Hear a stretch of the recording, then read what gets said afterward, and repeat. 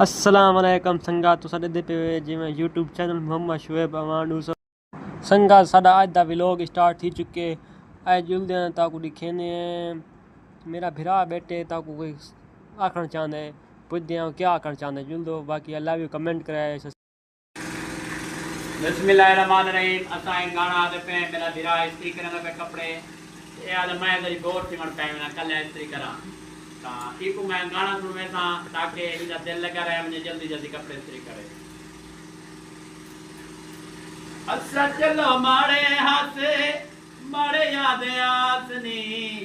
साडे नाल गुजरे दिहाड़े याद आसनी असा चलो मारे हाथे मारे याद आसनी साडे नाल गुजरे दिहाड़े याद रातनी असा टुर वजने तै रोंदियां ना होने साडे को कपड़े इस्त्री करके देंदे हासे ये भी मैं को याद रासे चलो जोर दे इस्त्री करने मेरा पुत्र रोटी खावनी राज ठीक है मैं को आधे घंटे बाद सारे कपड़े इस्त्री चाहिए कैंप दे ऐलान कर दो अगर कैंप बंदे इस्त्री करावने वाले कपड़े वो बैठ कपड़े जावा इस्त्री कपड़े जाओ भाई जा इस्त्री करावने बाजार का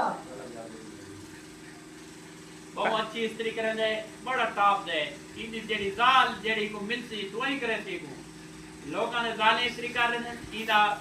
पाए को इस्त्री कर दे दी जाल को बड़ा टॉप दा जवान मास्टर है ई काट टैग कर दे इस्त्री करने जेडी तेरी रांदा भी ना ते गुदवाई करे सी एक बार लोग जान छोड़ को सी कपड़े दे इस्त्री ना कर दे सी रोटी खावन दी डैन है ओ कलोटी दे विच पानी घटना पौती ए कमर का मैं टाइम छतरी रोटियां खांदे सारा पूरा कैंप रोटी खांदे उनके बाद ले मैंने लांगरी दी धार आंदी है उ चोत कोल पसीना छुट पोंदे उदी बात ही वेंदी है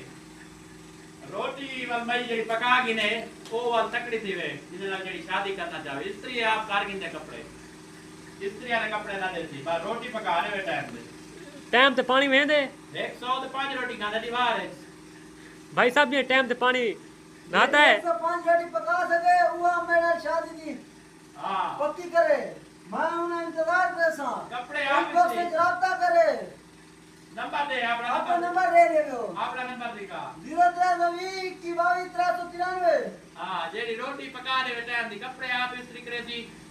अपना सफाई गुहारी चवारी हवेली दी अगा पीछा कमरा जमरा आप साफ करे सी हर चीज साफ कर मगर रानी मेरे बने पास वो रान दे कपड़े इस्त्री वो रान दे कपड़े ये इस्त्री